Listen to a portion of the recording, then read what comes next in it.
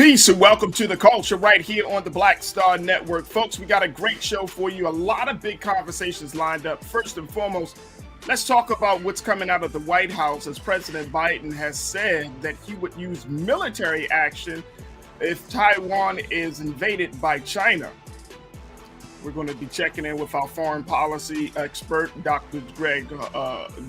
Horn, to talk to us about the implications of military action in that part of the world, considering Russia and Ukraine. We'll have that conversation. Also, Stacey Abrams is under fire for saying that Georgia is the worst state in the country. But I'm going to share with you why this one line has been taken out of context and what she really means. And guess what? I agree with her. We're going to have that discussion. Also, let's talk about a new Washington Post Ipsos poll that says that Black Americans are more fearful now than ever before of the next racist attack after the Buffalo mass shooting. We'll break down the numbers for you. And then later, exotic pop. Should Black folks have executive or exclusive brands for retail items? I'm going to share with you the story of Exotic Pop, the Black-owned beverage company, what they're doing to change the game, but how they are taking exclusivity to the next level. We'll have that conversation. Of course, we got Trends Post is doing the most, so stay with us. We got a lot to get to on today's edition of The Culture right here on the Black Star Network. Let's go.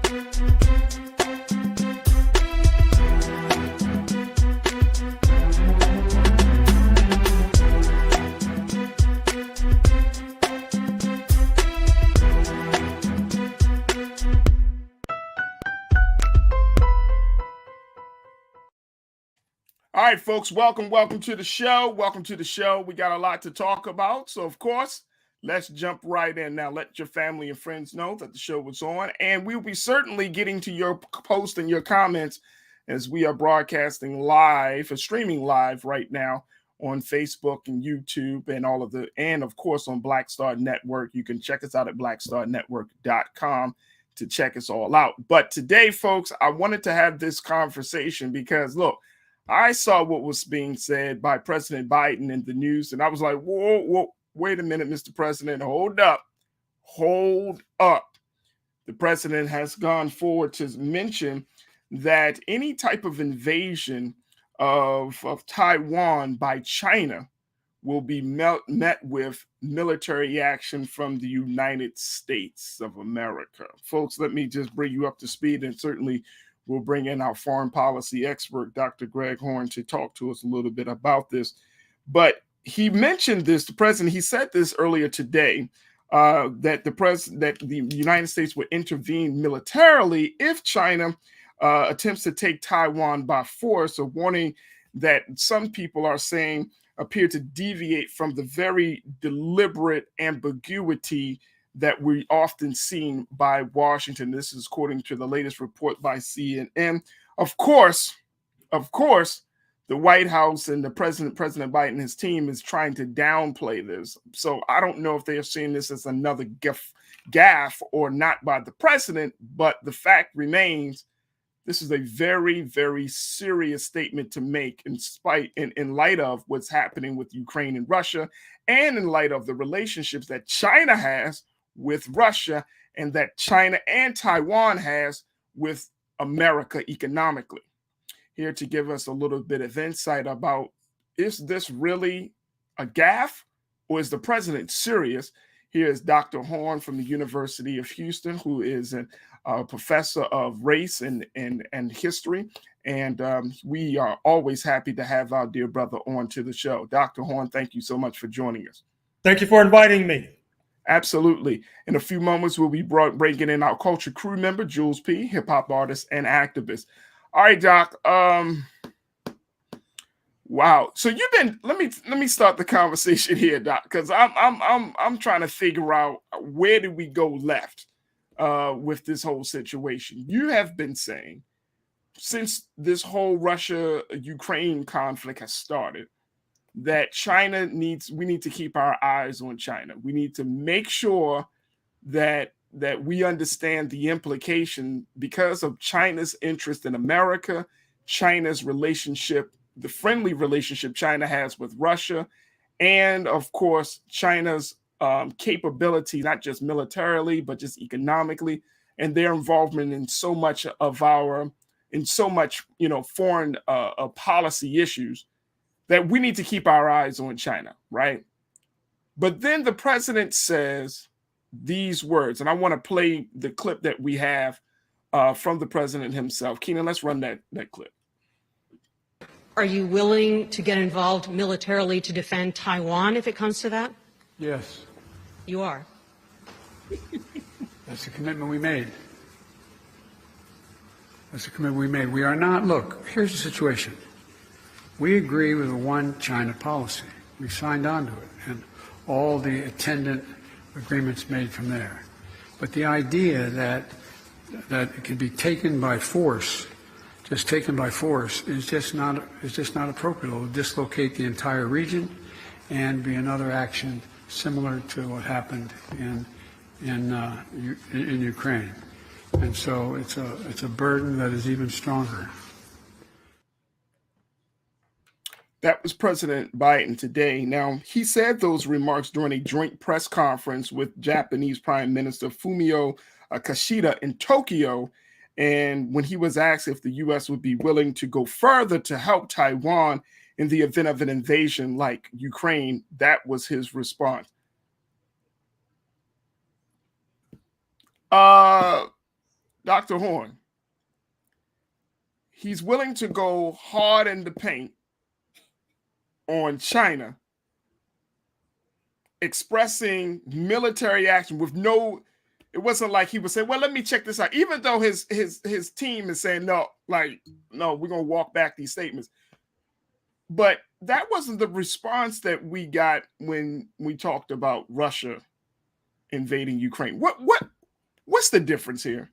Why is this a gaffe, or is he serious about this? Well, I'm afraid to say that I can make a gaffe with regard to articulating U.S. foreign policy. You can make a gaffe with regard to articulating U.S. foreign policy. The president does not make a gaffe. He sets policy. And he clearly deviated from the policy of strategic ambiguity, as it is called artfully. But if you look at that clip, Mr. Biden was not unsure. He did not stumble. Even after the journalists expressed a bit of bafflement at his response, apparently recognizing the change that was being made, he elaborated upon it. And I think that we're entering very dangerous and difficult waters. Foreign policy experts, including the still alive 99-year-old Henry Kissinger, former U.S. Secretary of State 50 years ago when the overtures to China were made, have oftentimes suggested that the lodestar of U.S. foreign policy should be to drive a wedge between Moscow and Beijing, but Mr. Biden seems to be driving them together. Recall that the other gaffe that he made some weeks ago when he suggested that Moscow was ripe for regime change. Now, this is an overestimation, it seems to me, of the military capability of the United States of America. I dare say that the Chinese missiles, which they have accumulated in large numbers, could turn these U.S. aircraft carriers in the South China Sea into rubble quite quickly. Not only that, I don't think that Mr. Biden's allies, U.S. allies, will necessarily be on board.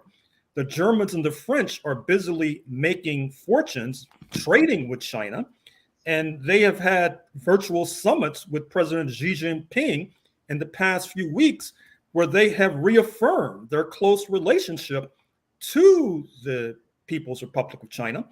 Mr. Biden apparently expects South Korea and Japan to be on side, but he may be underestimating the strength of the peace movement and the anti-militarism movement, particularly in Japan, the only nation that has been subjected to atomic weapons by the United States, you recall, in August 1945. So I think that Mr. Biden has gotten a bit ahead of himself. That's why the staff is busily trying to walk back his comments. But as I said at the top, the president does not make gaffes with regard to U.S. foreign policy. He asserts and articulates U.S. foreign policy. And now we're in a brave new world thanks to Mr. Biden. This is hard to accept considering the relationships that are already there. Talk to us. How do you think China will respond? And how do you think Russia will respond? Well, with regard to China, as you and your audience, I'm sure, recognize, China has trillions of dollars in debt from the United States of America. In other words, China lends money. All this money is accumulated by selling all of these manufactured goods in the United States. They recycle it by buying U.S. Treasury bills, which are used to do everything from support the Pentagon to aid to education in the United States of America. In light of the fact that of late, in terms of the sanctions that Washington has put on Moscow, where Washington's Treasury bills have basically been seized by the United States to the tune of hundreds of billions of dollars, there has been serious discussion in China of dialing back their accumulation of U.S. debt, perhaps cashing in that debt. If that takes place, then the U.S. government will have to look for new sources of revenue, which will probably mean tax hikes, which of course is viewed as the mark of the devil with regard to the ascending Republican Party, or there'll be a cut in programs, a cut in food stamps, cut in aid to higher education, cut in aid to the homelessness, etc. China will not be pleased, I assure you, by this offhand remark by Mr. Biden. And quite frankly, I'm not even sure if Taiwan will be pleased, because I think that they would prefer a bit of ambiguity because Taiwan only has a population of 23 million. China, about 100 miles away, has a population of 1.4 billion. It would be no contest if China sought to invade, which is, I guess, why Mr. Biden was seeking to reassure Taiwan. But instead of reassuring Taiwan, I think he threw gasoline on the flames. And that's my concern, Dr. Horn. The fact that he's a little bit, like you say, he's getting ahead of himself. He's throwing gasoline on the flame. The size of China versus Taiwan. And I like how you said that, you know, the fact that a lot of these, like Japan and other nations in that part of the world, are part of this anti-militarization, you know, campaign and thought process. I'm thinking, like, this is what is the president essentially trying to accomplish here? And it just seems out of left field that we're having that in a press conference, he's talking about taking military action against one of the major superpowers on that side of the planet. And yet there has been no case laid out to the American people about the threat that China serves, considering what you just mentioned, the fact that America owes so much debt to China. I don't know if a lot of people really understand the significance and gravity of that.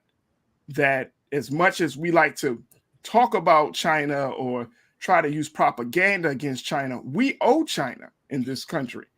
And so I'm just trying to think this through critically and without all of the policy, the political rhetoric, and just say, Mr. President, what are you thinking, sir? Considering all of this stuff that's happening, like, you really are talking about military action against China, and then you just did sanctions with Russia. Like this, you are putting this country in a position where there is a no-win possibility, a no-win solution. Well, I think that the stakes are high. I mean, let's look at it from the point of view of Mr. Biden and his staff. Taiwan, even though it has a population, as noted, of 23 million, also contains one of the most important corporations on planet Earth. Speaking of Taiwan Semiconductor, which supplies the chips for your smartphones, increasingly for planes, automobiles, etc. Taiwan Semiconductor is about to build a plant in the United States, but is yet to be completed. If China was able to invade successfully Taiwan, meaning it would control Taiwan semiconductor, that in itself would be the game changer of all game changers. Yeah. And so I think that the pressure that Washington has placed itself under by, first of all, pouring billions into Ukraine at the same time that homelessness continues to stalk the land. And now Mr. Biden flying to South Korea and Japan, supposedly to reassure those allies. But apparently he had a sleepless night. And that has led to his being tongue-tied at this press conference today. Wow. The man needs to get some sleep, Doc. The man needs to get some sleep. I mean, he's talking about international affairs, and he just comes out of his mouth with certain things. Folks, please join us in this discussion as we will post your comments. If you are checking in on our Facebook or YouTube page, we would love to hear what you have to say. Let me go to B Dizzle. B Dizzle came out with a couple of comments. I want to share this comment with him, and then we'll also get some questioners, so some thoughts from Culture Crew member Jules P. So B Dizzle said, didn't they try to downplay Biden saying Russia needed regime change? Yes, they did. A Dizzle, I don't think they did it really well, though, because once you say it, it comes from the president of the United States, the most powerful person on the planet. Once you say it, it's already there. Dizzle also went on to say, well, shit, I wish Biden would get ahead of himself when it comes to black issues. He did. He did. Dizzle, remember at the inauguration, he said, I'm here for you. He got ahead of himself. He has yet to catch up to what he said. So he did get ahead of himself. This is always good to hear from you. Let me go to Mike V. Mike V checked in and said, strategic ambiguity. Mike, trust me, I'm not rolling my eyes because of your comment. I'm rolling my eyes because I'm thinking to myself, Dr. Horn, that would not make sense in this case. Or, I mean, I can see if it would be strategic neutrality, but not strategic ambiguity. You know what I mean? Like, okay, the president has already made the point. And Mike, thank you so much for your comment. The president's already drawn the line in the sand for where the country stand, quote unquote, with Russia and Ukraine. But now you would have to ramp up a campaign to get people to think that China is the next boogeyman. Considering how many Chinese Americans there are in this country, I mean, I would feel like that is a Herculean task to try to get over to the American people. So I'm not sure what the win is, what is their strategy in the communication or not. Well, What's your take on that, Doc? Well, I think you have a point. With regard to the anti-Asian American sentiment, which is growing like wildfire, Mr. Biden's ratcheting up tensions with China, that's not going to help matters. I should also mention that there's something else that needs to be considered, which is that because of this anti-affirmative action mania that's gripped the United States, it has been difficult for major universities to accept Black Americans in particular for STEM, science, technology, math, engineering, et cetera, graduate programs. And so therefore, the United States has relied upon Chinese graduate students from the People's Republic of China. They pay full freight. They don't necessarily come with scholarships, which then helps to subsidize entire university graduate programs. If relations between the United States and China go south, China will probably be calling those graduate students back home. That will drive a hole through the budget of many universities in this country. And given the pre-existing anti-affirmative action mania, it's going to be difficult to fill those graduate school slots with Black Americans. And then look at this so-called Quad, which will be meeting in Tokyo within the next 24 hours. That's the so-called anti-China alliance, including United States, Japan, India, Australia. We've already talked about the anti-militaristic sentiment in Japan. Australia just had elections on Saturday. They've elected a Labour Party government, which is noticeably not hawkish, tending to be dovish. And India, as we all know, has positive relations with Russia. It has a bone to pick with China, but I don't think that India wants to be a battering ram against China for the interests of Washington. So Washington might find itself out on a limb, and reference here my pre-existing comment about the Europeans not necessarily being on board. The neighbors of China, speaking of the Association of Southeast Asian Nations, are not necessarily on board. Look at Indonesia, which has the largest majority Muslim population on planet Earth. It has major investment from the People's Republic of China. So the United States, in a sense, has painted itself into a corner, and it's important for your listeners to recognize and your viewers to recognize that this stems from a deal made 50 years ago in 1972, when President Nixon, in order to weaken the then Soviet Union, cut a deal with China. And in return, China received massive foreign direct investment from the United States of America. That's where a lot of the jobs have gone in terms of steel plants, auto plants, et cetera. They've gone across the Pacific. And now it's created this juggernaut. But now it seems that Mr. Biden and those he represents wants to undo the impact of that deal made 50 years ago. But it's going to be like trying to unscramble an egg. It's not going to happen with ease.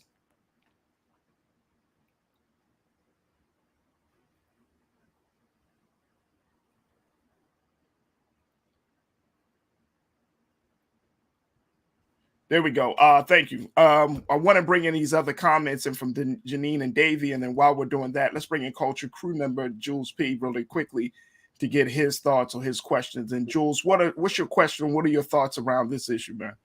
Thoughts are, one, it's not a gaffe, because clearly he, with the comment that was stated earlier, how he was so quick to answer. You know, we've seen President Biden struggle to talk on numerous occasions at that podium and in other different speeches. So the fact that he was able to answer so fast, I mean, that was at the forefront of his mind of something that he was, thinking of. And I also feel like it's kind of weird to me that statement that Doc made earlier. We gave how much to Russia, Ukraine? 33 billion, right? The Congress just approved 40 billion, Jules. 40 billion. So, and then we owe China trillions,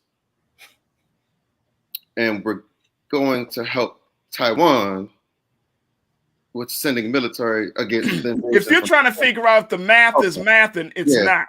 The math is not mathing. The math isn't mathing on this.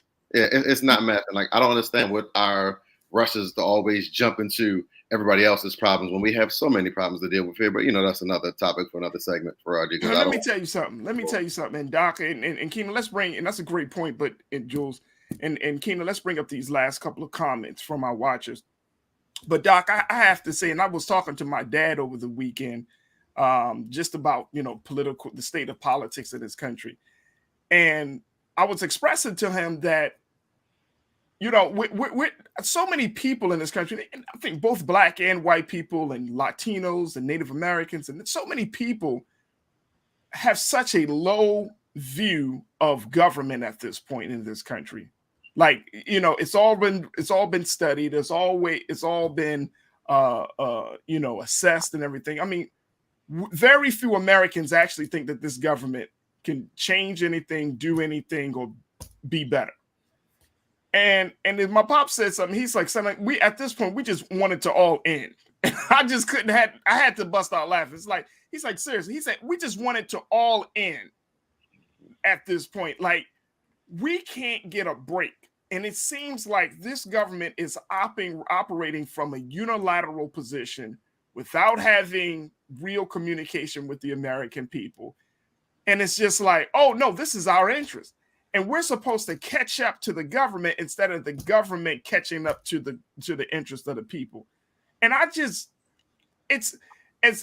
funny. It was funny in that moment, but then the sadness came over me, Doc. The sadness really came over me. And I was like, you know what? What is this? What is this? Go ahead, Doc. What's your take on that, sir? Well, I understand your concern. I think we all should be concerned because, to put it bluntly, the United States seems to be sleepwalking into a major conflagration, a major Right. disaster, Right. taking on two major military powers, both nuclear armed, Russia with probably more nuclear weapons than the United States of America, China rapidly catching up. As I suggested a moment or two ago, many of the foreign policy experts have suggested that to preserve U.S. interests, you should try to drive a wedge between the two. Instead, the United States is driving the two together. And at the same time, the so-called allies are not necessarily on board. They're telling Mr. Biden, yeah, we'll hold your coat as you go into this boxing match in Moscow and Beijing. And we wish you good luck. And don't be surprised, however, if we're betting against you. Let's go to these comments very quickly before we move on to this next conversation. Janine, I think I'm in agreement with you on this one, Janine. She said, I'm convinced the president has dementia, and 60% of the time he is living in 1996. Hey, y'all. RC checking in. RC, thank you, Janine. RC said, but y'all smile and say vote for them, lesser of two evils. We are done in this country. That was RC's. The lesser of two evils. I'm telling you, it's going to be like hell. Check this out. It's going to, and RC, let me tell you, it's going to be like hell to get people to come out and vote, whether it's the summer, the fall, and especially in November. It's going to take it's going to take a lot. It's going to take a lot. It's going to take a lot. If you are a voter registration person, you got some work to do. I'm telling you, you got some work to do. And it ain't on the people. It's not on, and please don't come to black people and say, oh man, y'all not voting. No, black people, we vote. We love to vote. It's ingrained in us. We heard this conversation, but this ain't about black people not voting or voting. This is about something very deeper. Dirty Red 76 said, old angry white men who play life and death games using old strategies, and we the people are the pawns. Remember, this is the man who had the mind state to author the crime bill. Well, let me just say this. That's been the case for a long, long time in this country. And in regards to his involvement with the crime bill, so were black people. Black people were there. And now, Dr. Horn, you know that history as well. Black people were there. We were all trying to figure it. I think a lot of black people were under the assumption that the government could come to their aid. They did not see the fact that stop and frisk and all of those other policing policies was going to be enacted. But black people were at the table on that, Dirty Reds. And then Gregory Harris says, it's a country that started out on a lie, and all you got is lies forever and ever until they own up. I'm still waiting on the part they owning up, Doc. Jules, I'm still waiting on that. And then Metric, 1974. Metric, let's get to Metric very quickly, and then we'll wrap up this conversation. Metric said, the faster we stop being delusional about these folks, the better off we'll be. Wow. Very, very sad. Dr. Gerald Horn, I apologize. I said Dr. Greg Horn, but I was getting you and Dr. Carr all mixed up here. But Dr. Gerald Horn, thank you so much, Professor of History and African American Studies at the University of Houston. Thank you, dear brother. I know that we're probably going to have to lock you in on Mondays live. Just to lock you in on Mondays. All right. So we'll have that conversation. Thank you so much. Folks, we got to take a quick pause. When we come back, let's talk about Stacey Abrams and how one comment gotten her in hot water. But just like social media, you take that one comment out of context, and then guess what? You're trending. I'm going to share with you what Stacey Abrams, the gubernatorial candidate for the state of Georgia, has to say, and share with you what she did say, and we'll break it down. Also, later on, let's talk about this new poll coming out from the Washington Post, Ipsen poll, stating that Black Americans are more fearful of racist attacks after the Buffalo mass shooting more than any other time in history. We'll have that conversation. So we still got a lot to get to. Stay with us. It's The Culture here on the Black Star Network.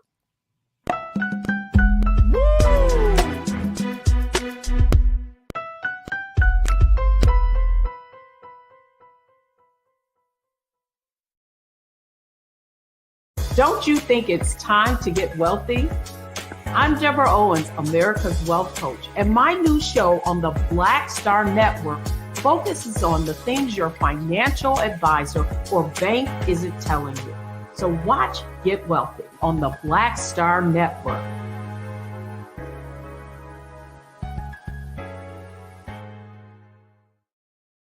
Pull up a chair, take your seat.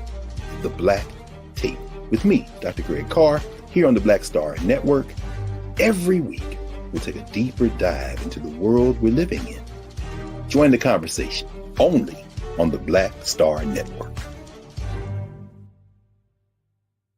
Hi, I'm Dr. Jackie Hood Martin, and I have a question for you. Ever feel as if your life is teetering and the weight and pressure of the world is consistently on your shoulders? Well, let me tell you, living a balanced life isn't easy. Join me each Tuesday on Black Star Network for a Balanced Life with Dr. Jackie. We'll laugh together, cry together, pull ourselves together, and cheer each other on. So join me for new shows each Tuesday on Black Star Network, A Balanced Life with Dr. Jackie.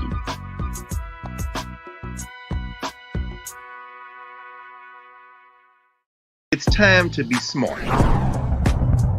Roland Martin's doing this every day. Oh, no punching! Thank you, Roland Martin, for always giving voice to the issues. Look for Roland Martin in the whirlwind, to quote Marcus Garvey again. The video looks phenomenal, so I'm really excited to see it on my big screen. Support this man, Black Media. He makes sure that our stories are told. See, this difference between Black Star Network and Black-owned media and something like CNN. I got to defer to the brilliance of Dr. Carr and to the brilliance of the Black Star Network. I am rolling with Roland all the way. Honored to be on a show that you own. A black man owns the show. Folks, Black Star Network is here. I'm real revolutionary right now. Roland was amazing on there. Stay black. I love y'all. I can't commend you enough about this platform that you've created for us to be able to share who we are, what we're doing in the world, and the impact that we're having. Let's be smart. Bring your eyeballs home. You can't be Black-owned media and be scared. You dig?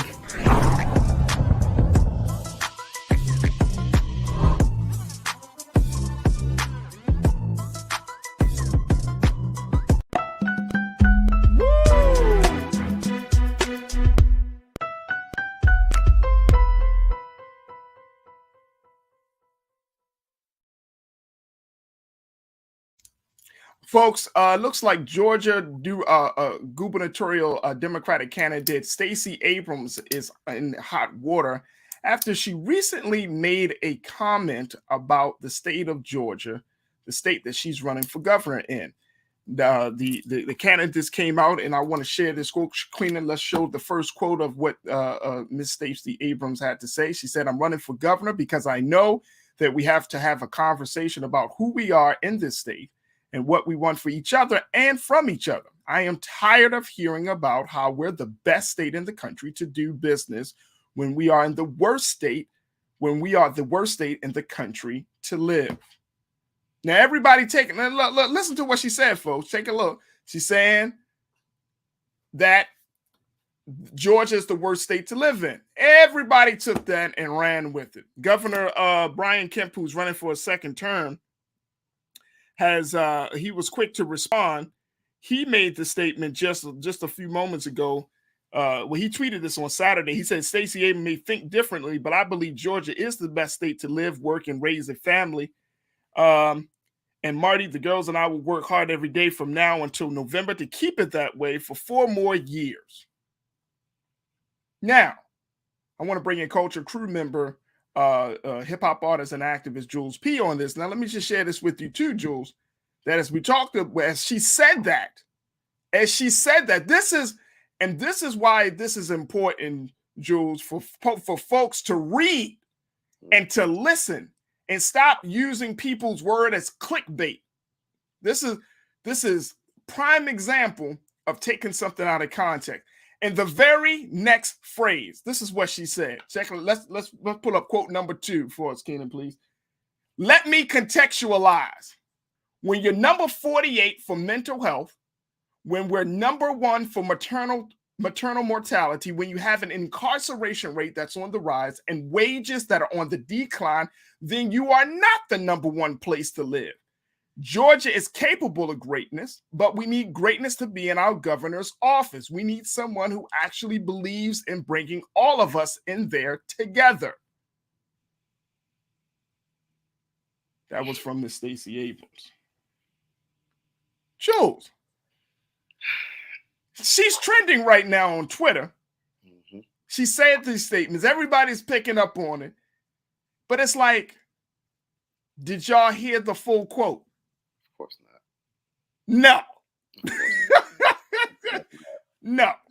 So you're going to beat up on the woman, beat up on a sister because she says the worst state. Now, here's the other thing, Jules, and then I'll let you share your thoughts. Is she wrong, though? Is Georgia number one in maternal mortality? Is Georgia number 48 in mental health? Is she wrong? Here's what I appreciate about Stacey Abrams in this respect. Tell the people, even though it's not a popular opinion, tell the people the truth. And the truth is not popular opinion. Truth won't get you trending. People want to make up stuff. People want to take stuff out of context. If you're running for office, don't hype up the place you're running for office as if it's so great, because one, that is antithetical to what you are running for office for. If you are running for office for a great place, what's the point of you running for office? There you go. There you go. Okay. Then the second thing is, tell people the truth. You're running for office because there are particular reasons why. Number one in maternal mortality and number 48 in mental health. Two great reasons why you need to change leadership in the state. Jules, what's your take on this? And then we'll get some comments. Definitely. So we're in an age, of course, where the headline sells, where the clickbait sells. So even with her having an actual full speech, it's not like she just like broke it up into separate parts. That was a full together speech. We just separated to see where the headline spark and the clickbait spark from. But we're in an age where nobody wants to read or wants to go into detail or wants to do the research or bring the proper, ideals from what was said and what was spoken to make sense of the statement. Even I looked at the statement, I was like, she could have been talking about the mental state. Everybody's assuming she's talking about the state. I say, what if she was talking about the mental state, saying how they rank number 48? There's only 50 states in the United States. Am I correct? Let's do it again. Now the math is mathing, Farajii. 50 states and we're ranked number 48. Out of 50 states, and your state ranks 48 for mental health awareness, mental health care. That's not good. But that's she's talking about the mental health state. That's the opinion that I can say. Also, I also agree with you too. So that you made a point that I was actually going to bring up. So, one, just bringing the issues to light. It's important for us and this is for the state of Georgia. I mean, especially since she's running, but it's important for them to know what's going on, because a lot of people, again, you live in your everyday life, you're working your 9-to-5s or your overnight shifts or whatever shifts you're working. You kind of sort of don't really pay attention to every single detail, especially if the news is kind of repetitive on a daily and consistent basis. So if she's bringing to light other problems that you didn't know about, that's somebody that I trust. Hey, they're doing the research, they're stating the problems. Now, I'm running on a basis to fix and address these problems. Now I have my platform. So She basically laid out her platform to run now. She has the issues that she's targeting. She's making us aware of them. So we know that she's going to be going full throttle to go and achieve to get those issues changed and corrected. I think about it all the time. I said, the jobs I've taken when I was coming up. Well, when I became supervisor at different departments, I didn't get a department that was well running oiled machine. The reason I became a supervisor is because there were issues either from the previous supervisor or on the current situation of the team that need to be fixed and addressed. And it's on my job to fix that, address it, and move the department forward. Well, that's where she's running her campaign off of, which I think is brilliant. But the problem is they do not want to read the full entire story when somebody speaks. It's always the clickbait. It's always the headline. It's whatever you can fit in that first little blog when you go on social media that can be, hey, she said this, or this was stated, to make it seem like a bad, take. And then you have other candidates or current candidates now using that as their, well, I think we're great. Yeah, that's the problem. You're not addressing the actual real issues. You're sitting so high up that you don't see what's going on below you. Let me just say that. Let's deal with the fact that in this country, Jules, and I'm looking at this story on the New York Post website, NewYorkPost.nypost.com. And some of these people, of course, they sound like they're Republicans, but some of these people comments are just crazy. This is not our comments. Let me just put that. This is not from us, but I'm just reading. Some people say, how can one be so ignorant in politics and have so many supporters? That's right. Liberals are ignorance by proof of who is the president. This other person says, love them Dems, keep alienating the voters. Let's go red wave. Obviously a Republican supporter. My point is, people do not want to hear the truth. That's the problem with America. It starts from leadership and then it goes all the way down, Jules, to the American people, to us, right? So we get this in our mind, and this is to Governor Brian Kemp. Oh, this is the greatest state. How are you going to say it's the greatest state when you got so many problems? There's no state, and y'all can check me on this. Name one state in the United States of America that don't have a plethora of problems right now. Yeah. One. I'll wait. There's not one. You can't even go to, you probably say Maine or Rhode Island. They got problems with people up to there. Mm-hmm. There's not one state that don't have problems. Now, here's the thing, and this is the crazy part, and this is just this story and the people's response, because people are mad at Stacey Abrams. But this is just indicative of how we in this country think that because we are in this boundaries or in this border, that makes us great. Hell no. Just because you live here, you automatically great. No. Greatness just don't come because of your simple existence. Right. You know, it doesn't happen like that. Like if a state is now here's a woman who studies policy. That's the other thing, Jules. Right. Study policy. Right. She understands where the state is. And one of our watchers, they said she came with receipts. She not going to just put some bobo data out there, right? Exactly. She's just not going to just make up some shit and be like, yeah, I told y'all it's the worst state. Like, ask the mothers who are suffering in Georgia if it's the best state in the country. Ask those who suffer from mental health issues if it's the best state in the country. Come on. But we don't want to hear the truth in this country, bro. That's the problem. We get so offended if somebody says that America is not great, if a state is not great. We do not like to hear the truth. And personally, I'm tired of hearing politicians who are running on platforms to talk about the greatness of wherever they are running, right? And it's like, well, if it's so great, then why do we need you? Mm-hmm. If it's so great, then why are people suffering the way they're suffering? I don't get it.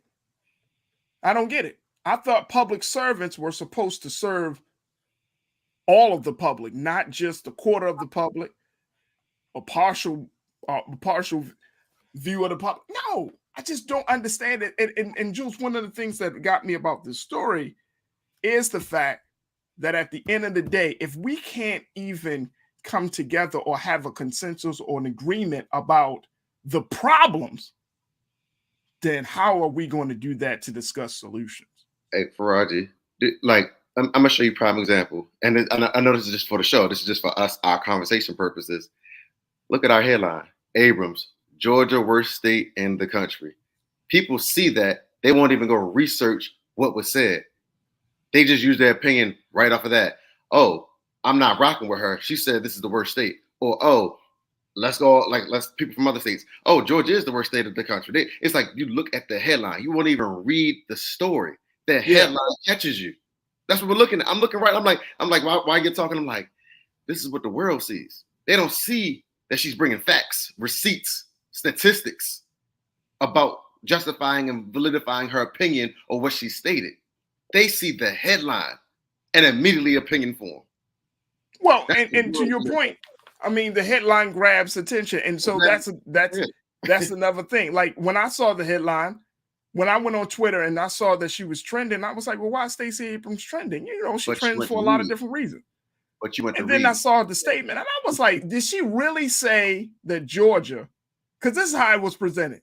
Stacey Abrams said Georgia is the worst state in the country. Yet she owns a couple of homes in the state that she's trying to run. How does that make sense? So she owns homes, dumbass. Then do you think that doesn't make sense, bro? I saw that too. She got 2 residences in the worst state, and then you're trying to finagle her. You're trying to take her words out of context to make her seem like she crazy. Hey, Farajii, it's like saying Jules doesn't like chocolate but owns Reese's and Snickers. Exactly, brother. Exactly. I don't understand. I don't understand. And see, and folks, I want y'all to comment on this, so share your thoughts on this. But this is exactly what's wrong with America. We don't read. We do not look. I'm gonna say it. We don't read in this country, man. Like this reading, writing. Remember back in the day, it was like reading, writing, arithmetic, right? I never understood the R's, the 3 R's, because arithmetic is A. Never understood that, but it is what it is. But reading, writing, arithmetic. Reading was the first thing.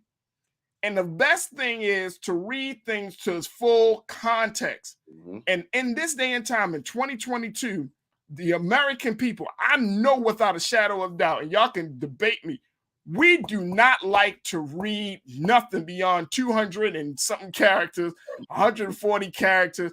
We don't like to read the full story. We read and react. That's what we do. We read a little something. We read the first few sentences of a story, and then we just boom, we take it to social media. This is crazy. This is wrong. I'm never going to vote for her. But then we don't ask questions. Why would she say that if she owns 2 homes? Why would she say that if she's running for governor? Why would she say that? We just don't get it. All right, let's go. People are checking in. Let's hear what they got to say. Let me get some comments here on this whole situation. Brother King Lee said, I love my home state of Georgia, but I don't love the police violence there. So that is one of the main reasons why I'm residing here in Europe. Yeah, Brother King Lee, we know you all up in Europe, and you're right. You're right. You mentioned in your comments also that you're from DeKalb County. So you understand it. You understand it.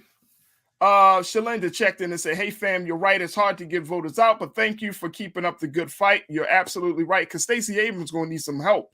Yes, she is. Because people don't read. B Dizzle checked in, said the GOP does this every single day. They will take anything the other side says and spin and twist it to their advantage. Betting people won't take the time to read full statements and just react. Let me tell you, that is going to be our downfall, or it is our downfall in this country. We do not like to read. And Dirty Red says Stacey Abrams and Brian Kemp are talking to 2 different voters. Yeah, they are. They are. Brian Kemp wants to talk to his base. Stacey Abrams is trying to talk to her group. But the reality is the truth will either bring people together, they'll bring people to the table, or they will make people just run away. And let me say this, folks. We should be encouraging anyone that's running for office to tell us the truth. I'm so sick and tired of somebody telling me, trying to shape tell me a narrative or a story about a reality that I see with my own eyes. There you go. But they're trying to tell me the sky ain't blue. No, man, we don't have crime in the city. We have people that need mental health help. Okay, that may be true, but they still robbing, shooting, and busting cats in the head. Right. So that's a crime, right? That's a problem. You know what I mean? That's insulting the intelligence of any kind of voter. And we have to get out of the culture, Jules. And you can, I would love to get your thoughts on this. We got to get out of the culture of loving to be lied to. That is one of the biggest issues I see within our culture. We may not say it outright, but our actions speak more volumes than words. We love to be lied to, especially when it comes to where we're from in this country. Exactly. And it's like the part that even more focuses on that, even with headlines, is like how we're talking about, even with social media, like what you're not reading, you're just going to go based off of what that first tagline says. Or like you said, if we actually do open an article, we're only reading the first 2 sentences because our mind can't process past 150 characters via Twitter. So it's just like we don't get the full story until we actually read and do in-depth research. And that takes away a lot of times from points being made. I mean, you have journalists all the time that write articles. Articles aren't 150 characters. They're full-page excerpts. I mean, remember reading newspapers? I mean, I know I'm talking to a different generation sometimes, but there was a thing called newspapers back in the day where you got to deliver to your house and you read the article. They wrote full stories. You didn't read the first 2 lines and I'm done with this paper after you pay that subscription every month to get the paper. Like, we read. I remember my father getting the newspaper and I would go through there. You know, as a kid, you would go through the funny section first. I would go through the comics, but as I got older and older, I started reading the stories in the front. Then I would say, well, let's jump into this different section to read on what's going on in different parts of the world and what's going on in the country. Like, you have to read. Like, I don't understand. Well, I do understand. Again, we live in this facade, like you said, we like to be lied to. I mean, that's social media in general. People all the time stunning, you know, showing their lifestyle, everything good, but nobody ever posts the real. It's always accomplishments. It's never the journey or the struggle or the setback or the real life reality of what they're actually dealing with. I could be millions of dollars in debt, but I'm a stun on this yacht in Miami to show people I'm still living and getting it. Right. And here's the thing, and this is the thing. Let me get, and I'm gonna get to DeAndre comment. The thing is, if we can't be honest about where we are in this country, how do we expect to make progress? Right.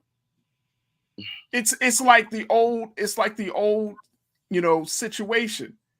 If you have a problem, whether it's with narcotics, whether it's with alcohol, any type of addiction, the first thing that they teach you is what?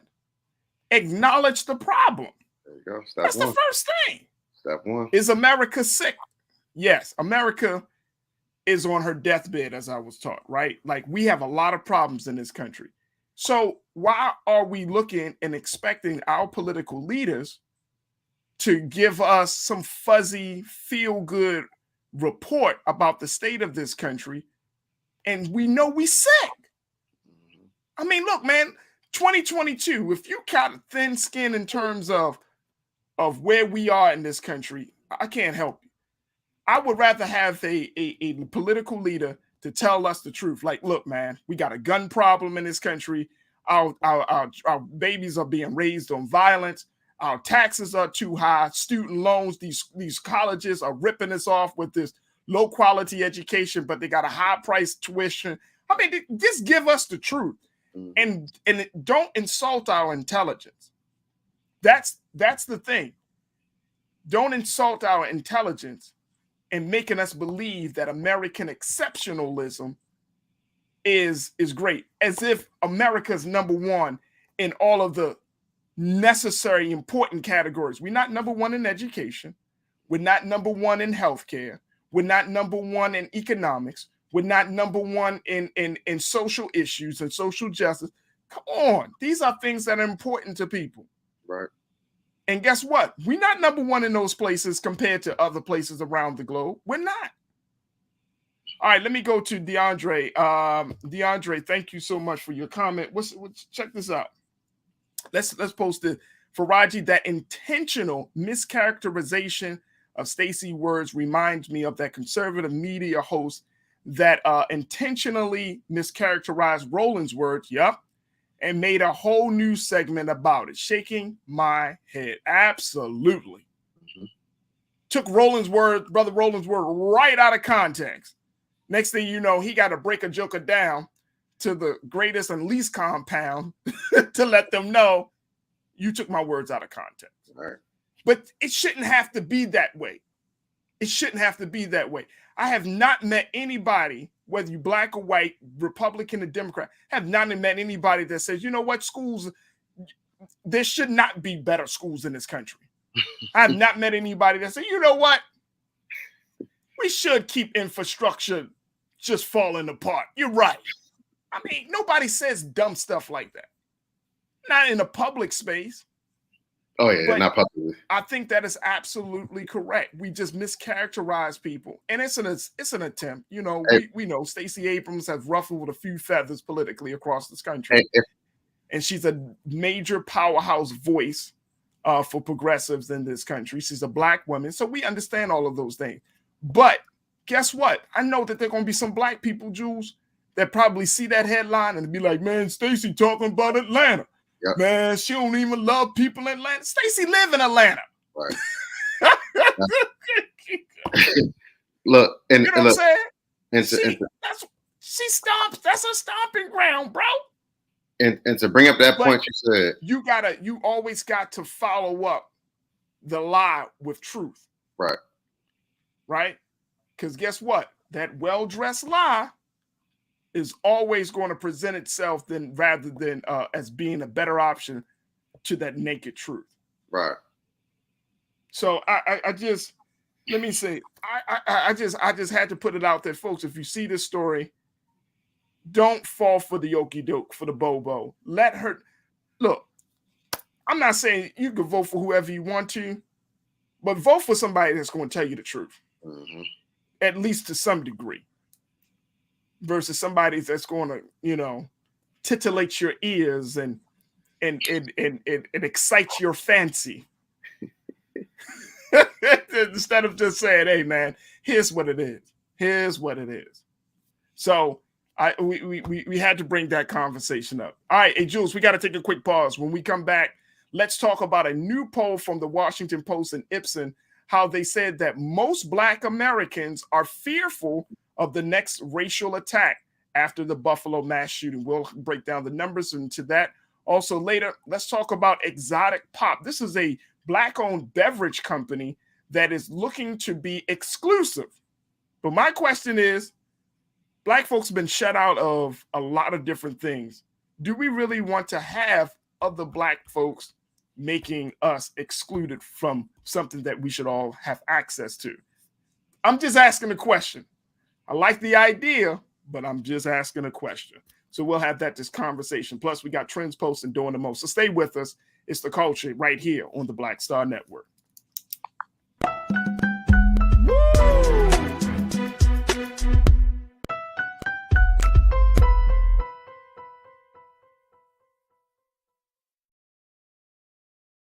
Don't you think it's time to get wealthy? I'm Deborah Owens, America's Wealth Coach, and my new show on the Black Star Network focuses on the things your financial advisor or bank isn't telling you. So watch Get Wealthy on the Black Star Network.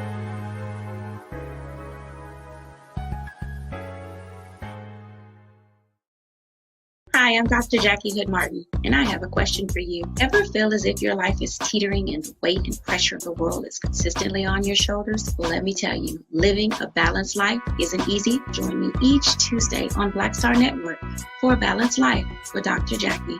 We'll laugh together, cry together, pull ourselves together, and cheer each other on. So join me for new shows each Tuesday on Black Star Network, A Balanced Life with Dr. Jackie.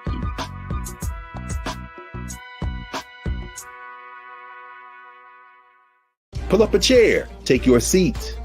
The Black Tape with me, Dr. Greg Carr, here on the Black Star Network. Every week, we'll take a deeper dive into the world we're living in. Join the conversation only on the Black Star Network.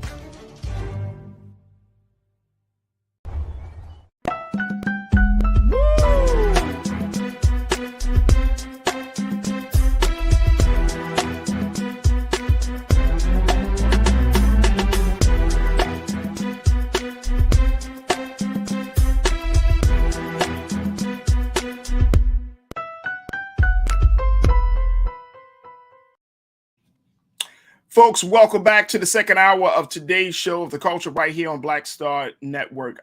We wanted to have a conversation about a new poll that has just been released. And this is a poll from the Washington Post Ipsen poll that showed that nearly 3/4 of Black Americans fear being physically attacked because of race. Now, we're at a very pivotal point, and this week we're going to do something very special, which is to look at where we are in this country 2 years after George Floyd. Actually, on Wednesday of this week will mark the 2-year commemoration that we have for the death of George Floyd. And 2 years after George Floyd, nearly 8 in 10 Black Americans say they have little or no improvement in how police treat Black people. Now, this is in regards to Black people and police relations. But I want to share this quote with you very quickly. Clean, and let's post this next quote, please, brother. That according to the Washington Post Ipsen poll, 70%, folks, majority of Black Americans think at least half of white Americans hold white supremacist beliefs. 75% of Black Americans say white supremacists are a major threat to Black Americans. And 66% say white supremacy is a bigger problem today than it was 5 years ago. I want to bring back Culture Crew member Jules P., hip-hop artist and activist, as we have this conversation. And, of course, we'll continue to take your comments. So share your comments and share your thoughts with us, and we'll get to those comments as soon as we can as we're having this conversation. But this poll breaks down a lot around what we're seeing in this country, Jules. I want to go back to that point that we're saying 70% of majority of Black people think at least half of white Americans hold white supremacist belief. That's a lot. That's a lot on this side, on our side. That's a lot in thinking that white people hold these white supremacist beliefs. 75% of Black Americans say that white supremacists are a major threat, and 66%. I mean, how do you make sense of all of this? Do you feel like this is an accurate poll of where we stand in this country? From our perspective, yes, because those are our version of terrorists. We don't really, and I want to say this the correct way. It's like the United States view of terrorists versus our view of terrorists are two different terrorists or organizational groups. And I do agree with the number for that poll stating that, that's a big chunk. And I'm sitting here trying to think, I feel like majority of that poll, and I didn't vote in the poll. I didn't know the basis of the poll. So I'm just going to shoot out an idea. I feel like, and you made a statement literally in your opening segment, I feel like police brutality is considered a part of that poll. And we've constantly seen that even since George Floyd. It was just like, a week later, another incident. Like it was just like back to back. It's like it didn't matter.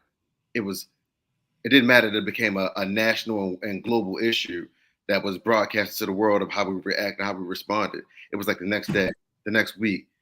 And it's just like that, I feel, is a major part of the white supremacy ideal. Is not just, a random, loser like the last one going into Buffalo and doing what he did to our aunts and our ancestors, and our aunts and our elders. But it was more so like, hey, this police brutality thing is still, we still consider those in different areas still, supremely racist and a part of white supremacy. And I think, excuse me, and I think that's the issue.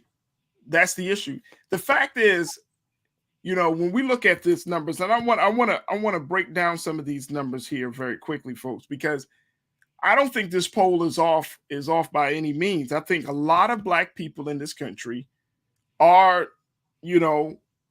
feeling somewhat on edge. This is what Lana, one of our faithful watchers, she said it. She said, "I can't lie, I'm more on edge now." And I think a lot of us are on edge. And it is crazy that in 2022, we're talking about 2 years from the death of George Floyd, 2 years after, quote unquote, some would say, as a racial reckoning has took place, 2 years from protest in the streets, 2 years of having all of this these other conversations on a corporate level to a community level about white supremacy and, you know, structural racism in 2 years, just 2 years, that's a very short period of time, folks. More Black people are afraid of the next racist attack. Just 2 years. So we can, if that is the case, then we can say with some certainty that nothing has changed. And guess what, Jules? That's sad. That's really sad, brother, because if nothing has changed, right, it wasn't as if we don't want change, but America is not willing to change.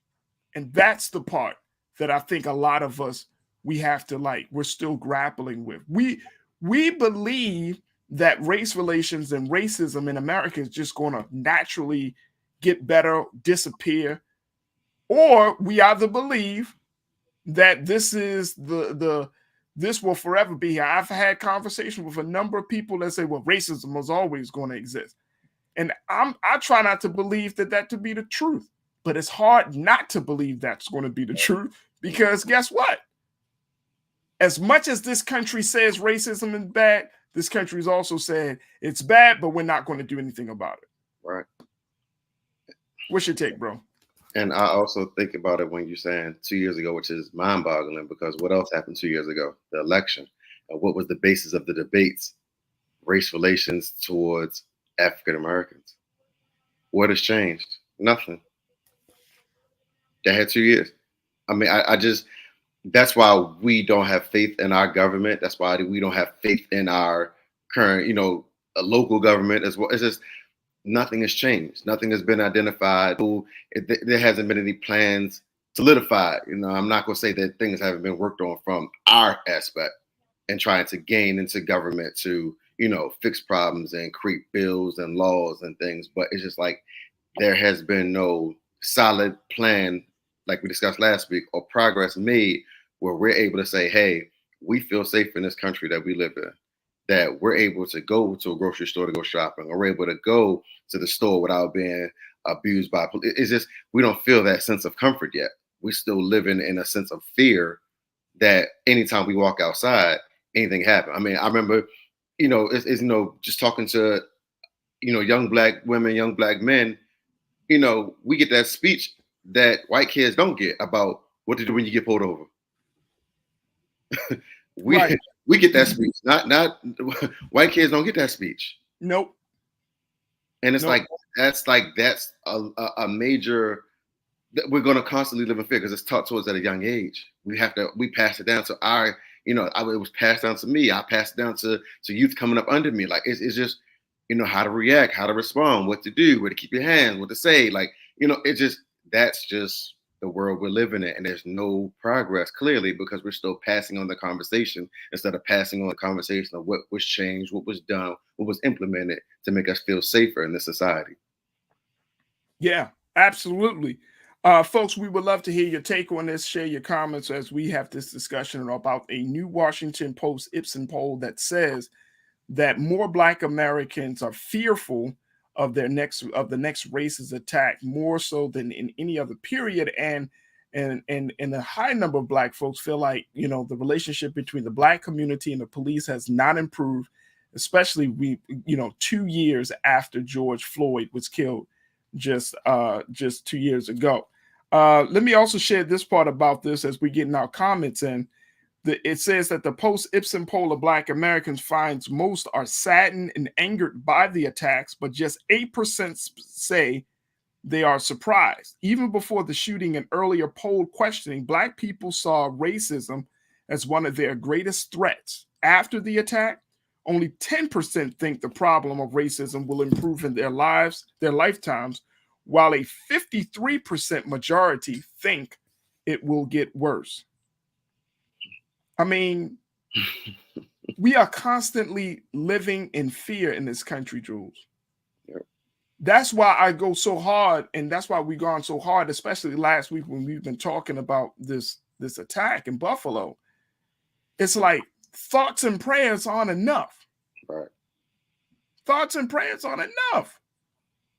Like, you imagine if your community has to live, your people got to live in fear every single day. Like, we wake up in fear, we go to sleep in fear, whether it's fear of ourselves, whether it's fear from the police, whether it's fear from some deranged white supremacist, whether it's fear of some structural policy that keeps us at bay and making the type of gains and progress that we deserve to get. I mean, we're constantly living in a state of fear in this country. Constantly. And it's a real problem.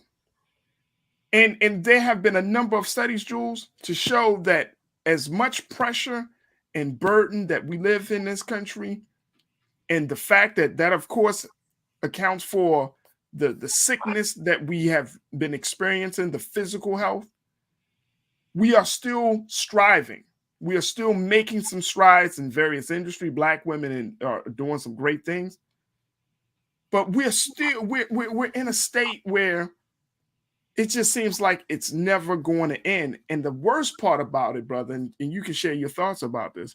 The worst part about this environment that we live in is that it diminishes people's hope to believe that a new day is coming for Black people in this country. We lost hope, bro. What's your take? I think it also starts locally, because I can't look towards, the president as our savior.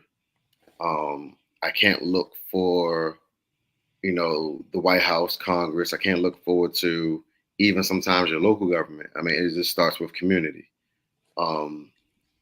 I feel like, once we fully regain taking back our communities, and I know a lot of cities do this properly, it starts in our community. And, I remember, I was having conversations when Freddie Gray was killed in police custody.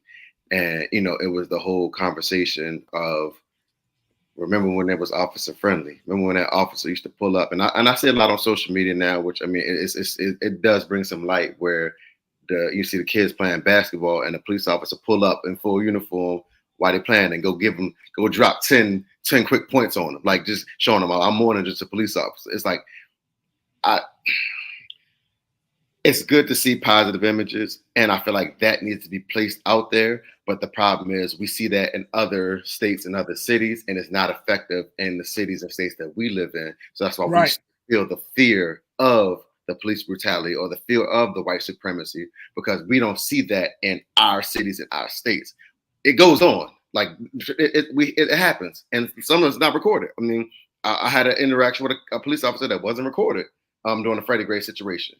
But, it's hard to compound that with, hey, this is what makes us feel safer, knowing that we have these officers or these people of other color that are, interacting with us in a positive way, trying to kill a narrative of what's going on in our community. So, I mean, I see I understand the fear, if that makes sense. Yeah, absolutely. Absolutely. All right, let me go to the comments and hear what folks got to say. DeAndre. Let me go to Davi Willem. I think it's Davi Willem. That's the first comment. Racism will be here until Jesus comes. I hope not. I hope not. I mean, I know that might be the belief, but I'm serious. I hope not. I think we can eradicate racism in this country. It's going to take some work, though, on both sides, on both, for Black people and especially for white people. So I hope that isn't the case. DeAndre checked in and said, look, it took general and mobile technology to reach another level of advancement to allow for us to actually provide footage to prove what we have been saying for years about various injustices that we face. You're right. You're right. A number of people didn't see it. I mean, we had to take the Emmett Till approach, right? Show people how serious it is. Hotep Pan Africa. That fear contributes to both our mental and physical dis-ease. Yes, absolutely. Absolutely. Dizzle, my man B Dizzle said, look, I remember something DL said. The most dangerous place for a black person is living in a white man's imagination. We're in constant survival mode, and we can't afford to see us as those privileged too. There is a price to pay when you're constantly on guard. Like if you can't let your guard down, if you can't be yourself, and you always like, constantly in survival mode. I used to hear a lot of brothers when I would say stuff like, peace, brother, how are you today? Maintain it. Or survive it. That's not living. That's not being. That's like a very base level form of existence, right? Where you just maintaining, surviving, like, damn. Like that's not good for a human to be at that space. Now, I'm not condemning them. I'm just saying that the language speaks volumes about the state of mind. So if you just maintain and surviving, that means that you really are in constant conflict. You know what I mean? You never get your head above the water, as they used to say. You never really be able to enjoy life. So I always challenge brothers to change that type of thinking. P&F Lord of Crickets.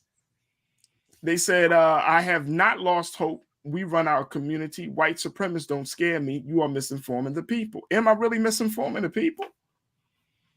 You may not have lost hope, but check with your neighbors. Have they lost hope?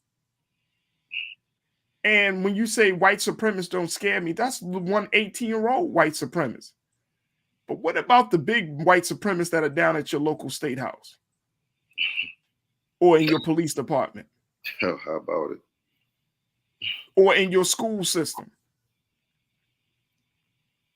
Now, yeah, you may stop an 18-year-old, right? But can you stop them when they're making policies? When they're making those decisions about the quality of your life? When they make it, whenever, I don't know what neighborhoods you have P&F Florida Crickets, but if whatever city or state or neighborhood community you're involved in, who's running those decision-making, who's making the big decisions in your area? Now, you may not have lost hope, but I think a lot of people have lost hope, man. We're tired. We're tired of fighting. And I'm not saying that to be facetious or to try to throw shade on anybody. I'm just saying that to say that you said, how do you know you're tired? Because we keep doing the same thing, expecting different results. That's just not about insanity. That's also, I believe, about, not knowing what else to do. And we're in that space, Jules. You know what I'm saying? We keep trying to rehash the same quote unquote solutions instead of taking a risk to be saying, hey, you know what? This hasn't worked for the past 20 years. Let's try this now.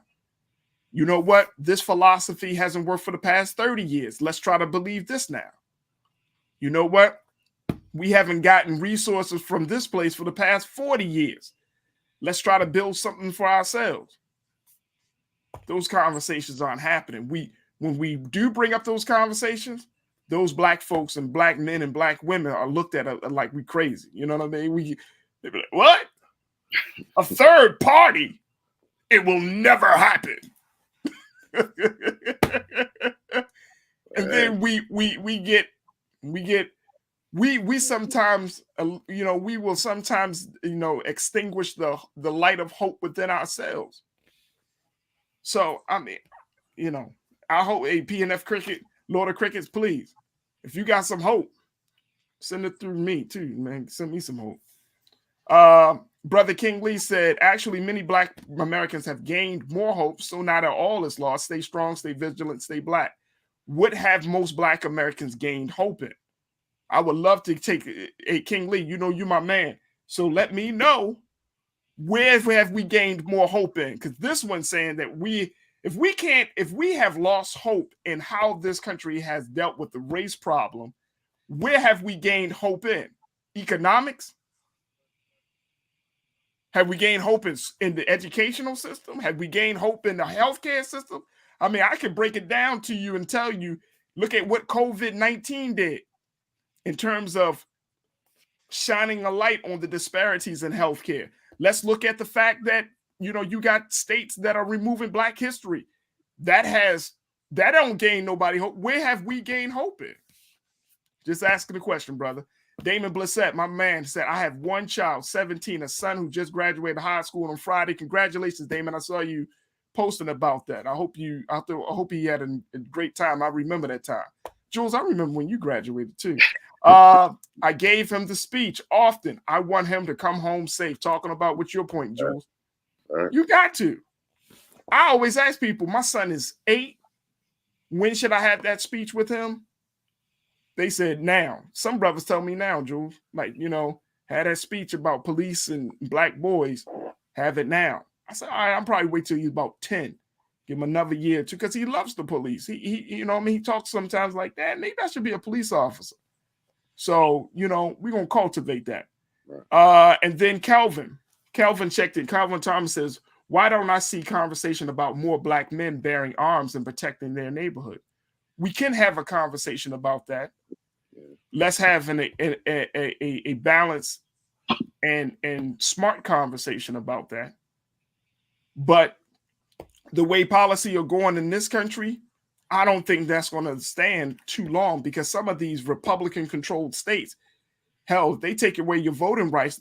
You know they're going to take away your right to bear arms. Now, you might say, well, that's the Constitution and it's ensured by the Constitution. Do you really believe that these people are actually following the Constitution?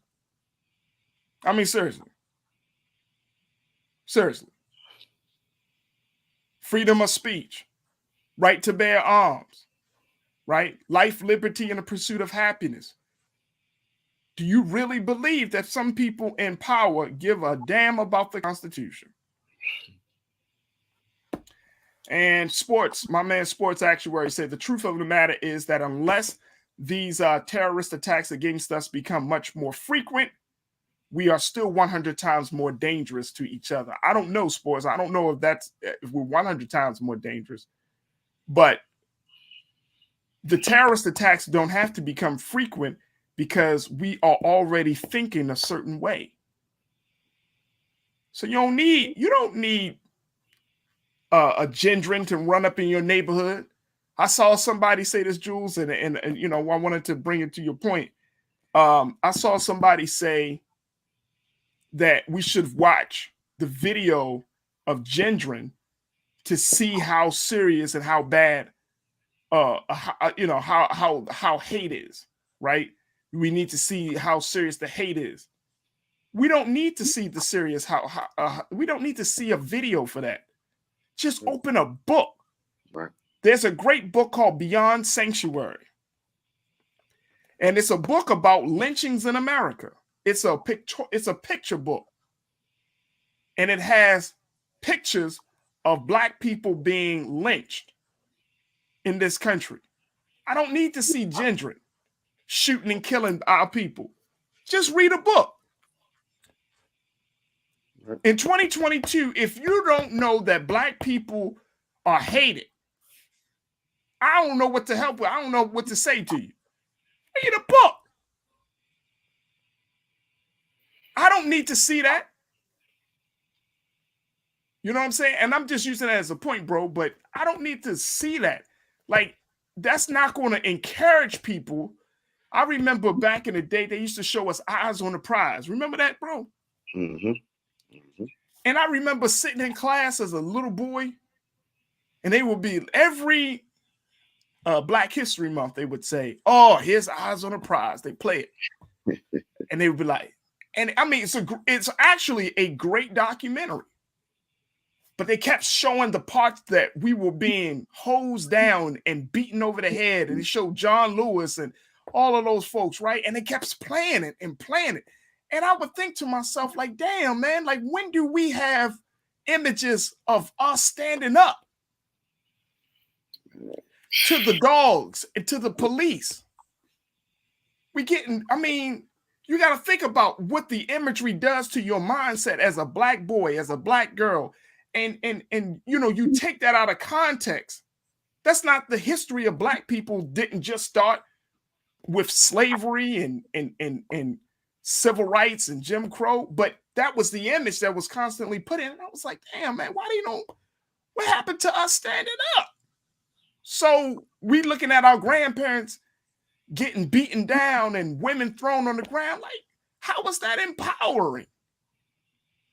We should see it, but we needed to see it in its proper context. Mm-hmm. And that's what the problem is.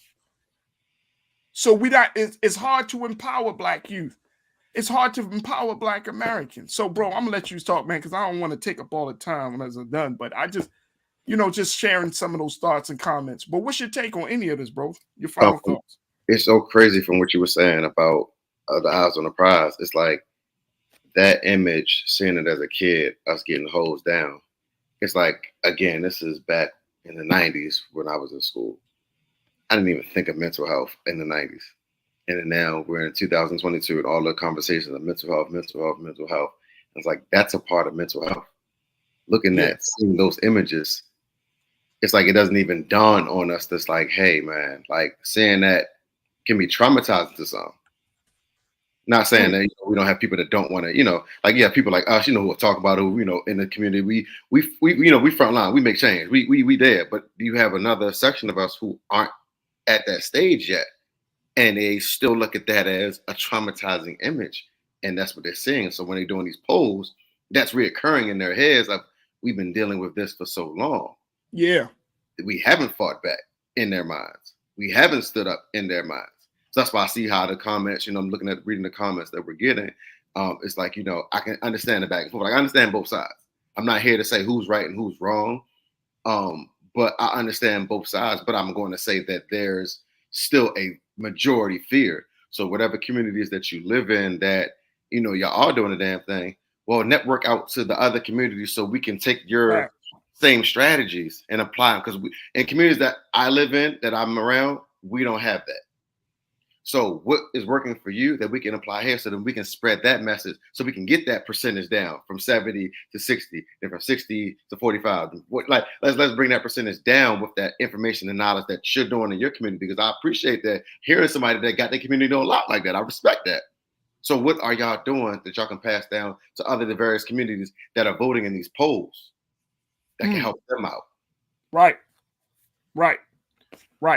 Well, folks, we see the poll is out there. My hope is that by us bringing this poll to it, and y'all should check out the full details of this poll from Washington Post Ipsos, but just see it. And it just gives you a snapshot about where we are, and it helps us to bring us into a different reality, because some of us may think that things are getting better in this country, but in fact, more of our people are seeing things as getting worse when it comes to race relations. So it's interesting. I read it, found it to be very, very fascinating, and I hope you would do the same. Folks, we got to take a quick pause, Jules. We're going to take a quick break. When we come back, let's talk about Exotic Pop. This is the Black-owned beverage company that's looking to change the game by being exclusive when it comes to its marketing and targeting of consumers. So my question is, should Black people even have exclusive brands when we already have a very contentious history with exclusivity in general? So does it work in our favor? We'll have that conversation. And of course, we got Trends Post and Doing the Most. So stay with us. A lot to get you in the final 30 of the culture right here on the Black Star Network.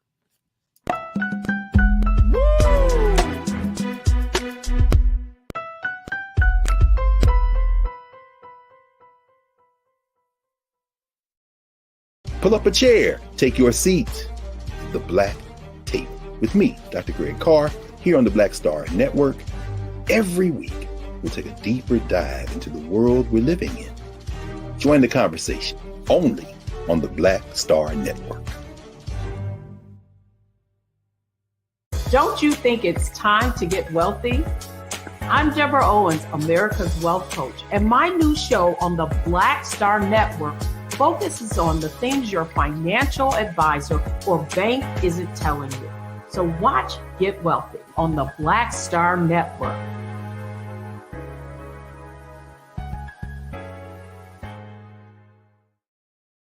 Hi, I'm Dr. Jackie Hood Martin, and I have a question for you. Ever feel as if your life is teetering and the weight and pressure of the world is consistently on your shoulders? Well, let me tell you, living a balanced life isn't easy. Join me each Tuesday on Black Star Network for a Balanced Life with Dr. Jackie. We'll laugh together, cry together, pull ourselves together, and cheer each other on. So join me for new shows each Tuesday on Black Star Network, A Balanced Life with Dr. Jackie.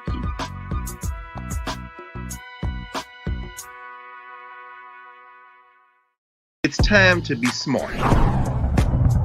Roland Martin's doing this every day. Oh, no punches! Thank you, Roland Martin, for always giving voice to the issues. Look for Roland Martin in the whirlwind, to quote Marcus Garvey again. The video looks phenomenal, so I'm really excited to see it on my big screen. Support this man, Black Media. He makes sure that our stories are told. See, there's a difference between Black Star Network and Black-owned media and something like CNN. I got to defer to the brilliance of Dr. Carr and to the brilliance of the Black Star Network. I am rolling with Roland all the way. Honored to be on a show that you own. A black man owns the show. Folks, Black Star Network is here. I'm real revolutionary right now. Like, wow, Roland was amazing on there. Stay black. I love y'all. I can't commend you enough about this platform that you've created for us to be able to share who we are, what we're doing in the world, and the impact that we're having. Let's be smart. Bring your eyeballs home. You can't be black-owned media and be scared. You dig?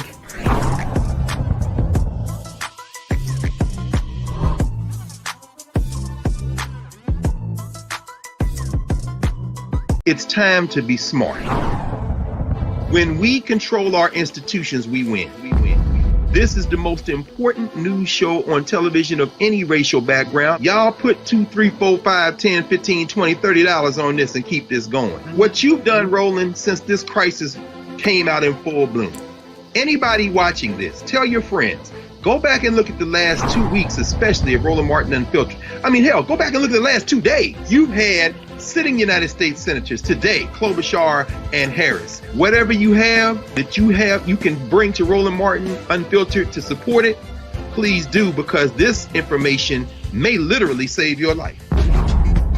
Watch Roland Martin Unfiltered daily at 6 p.m. Eastern on YouTube, Facebook, or Periscope, or go to RolandMartinUnfiltered.com. Support the Roland Martin Unfiltered Daily Digital Show by going to RolandMartinUnfiltered.com. Our goal is to get 20,000 of our fans contributing $50 each for the whole year. You can make this possible. RolandMartinUnfiltered.com.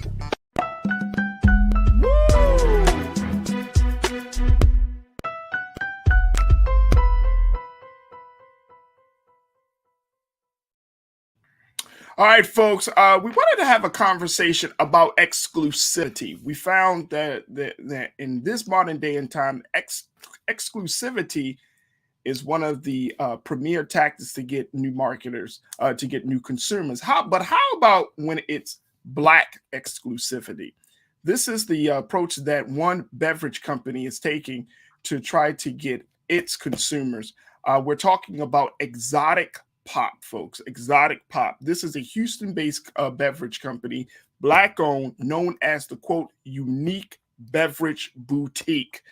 They offer a rare, hard-to-find flavors of beverages and snacks that are sourced from all over the globe, and they promote creativity and individuality, which is a distinctly positive movement for pop culture as it draws legendary entertainers as well as soda connoisseurs together for a greater purpose. Now, the thing is, Exotic Pop sometimes can offer a can of soda. Check this out, folks, and I'm not making this up. They can sell a can of soda for $50. Yeah. But according to its website and to its founder, it says that it taps into the culture of exclusivity as it fetches out all of these different brands. Now, when we're talking about this culture of exclusivity, folks, when you're talking about a 12-ounce can of what they call a Dr. Pepper Fantastic Chocolate for the price of $50, or you can get a box of Michael Jordan Space Jam Wheaties for $500. According to the CEO and founder, Charleston Wilson, he said that everybody wants something that nobody has. And I'm wondering, is that a good marketing strategy? Let me bring back hip hop artist and activist Jules P., Culture Crew member. Jules, when you look at exotic pop and the approach that they made, now let's keep it real. I'm not talking about some mom and pop store, pardon the pun, some mom and pop operation, but because they actually were able to turn a profit just in 2021, they made $6 million in profit, which is really strong, right? It's a strong situation.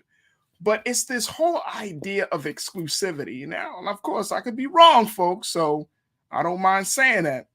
But it's this whole idea, Jules, of having a Black company marketing itself on exclusivity. I mean, if you're selling $50 for a can of soda, $500 for a box of cereals, and, you know, because it's coming from all over the world, you justify, which is not a problem. I love that. But why make it exclusive when we as Black people have always been left out of so many other things? Why make this exclusive? What do you think the rationale really is behind this whole project and this whole marketing? I feel like there's also been an advancement of some Black people in position and in life, not even just talking about entertainers, but I'm talking about, you know, people that just finally getting, you know, supervisor positions at a white job, or, you know, a white corporation, or manager positions. It's like now they're finally getting Blacks, African Americans involved in these jobs. So now there is a level of exclusivity that we can afford, if that makes sense. So now that we're actually finally getting in those positions where we're able to afford different things that we weren't able to afford before, you know, I understand how they're marketing. Like, I always look at it like, you know, even in different neighborhoods and communities that are not the wealthiest, it's still a lot of designer brands and designer labels being worn and purchased on a constant basis. So there is a market for exclusivity, regardless of what your financial background is, truth be told. I mean, there's always a way to get something. So I'm for it. And only reason I'm really for it, because I discovered about the company, I want to say 2 years ago, be what, 2020. I love, you know, I follow a lot of what Killer Mike does, and Georgia's, you know, the worst, you know, state, but, you know, I follow a lot of what Killer Mike does in Atlanta. And I remember when he was on the Breakfast Club talking about Coca-Cola, and that was the site that has it. I think they got it right now for like $50 on there. So it's like I remember him talking about it, and, like, you know, I follow a lot of Killer Mike. He's like I know my title says hip hop and activist. Like, no, he's hip hop, and he's that's my guy. I love listening to him talk. I love watching him. Like, I love how he moves. I love how he operates. So that's like my go-to of looking at for information a lot of times in my field of hip hop and activism. So I remember when he was, you know, first pitched Coca-Cola and was talking about it, and then I seen how much it was. I'm like, okay, well, I mean, I get it. I mean, again, the exclusivity, I see your standpoint too. It's like, hey, I do a comparison, like, all right, we all know Jordans and LeBrons are like, you know, $200 in the stores. But then, you know, back in the day, you know, we old school basketball. We know Stephon Marbury had his shoes at Kmart. Right. And then Shaq just left his, part of a Reebok deal to get shoes in Walmart to make it affordable for people that couldn't afford, you know, the name brand shoes. So I get that part. So it's like, I understand, you know, making products for things that we can afford, but it's also about culturally dominating a market, because if you look at sodas now, like Sprite, Coca-Cola, let's say, we'll just go with the corporations, Coca-Cola and Pepsi, how much they sell their sodas for. And then you look at, you know, what this company is doing, it's like, you know, I want to support Black, but Coke and Pepsi is selling that for, you know, the bottle, the 20-ounce bottle of soda on the website is $5, but Coke and Pepsi only selling it for $52. You know, who would I go? Do I go cheaper or do I buy Black? So it's like, I get the conflict and confusion, but I mean, I don't know. It's like, you know, I think of like, you know, rap snacks and things like that. I mean, we're in the culture as far as, you know, getting into the stores. I see, you know, especially Master P alone. I mean, if anybody want to follow somebody that's getting product out here, Master P is doing his thing, man. Right. He had a product. He had a new product every day. Every day.